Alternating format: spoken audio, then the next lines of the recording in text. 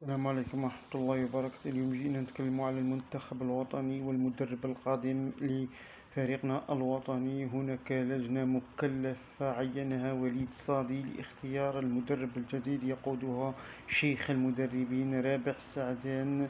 نتمنى التوفيق إن شاء الله لهم واختيار مدرب. ولما لا، أنا بكل صراحة لو جات عليا نتمنى نختار رونالدو. بكل صراحة نختار رونالدو المدرب الفرنسي اللي راه يدرب في المنتخب الفرنسي للبنات. نتمنى هذا المدرب يدرب المنتخب الجزائري. شفنا ماذا فعل مع المنتخب السعودي بلاعبين محليين. تخيل انت، يقبض محرز، يقبض ماضي، يقبض قويري، عوا. كيف يرد لنا المنتخب الوطني الجزائري؟ انا بكل صراحة نتمنى رونالدو. في المرتبة الثانية نتمنى خالد زيت مع بوكرة مساعد، هذه ايضا متمنية عودة خالد زيت يكون معاه بوكرة والصطاف تاع بوكرة اللي كان في كأس العرب. مصباح بن حمو مدرب الحراس، هذه اللي نتمناها.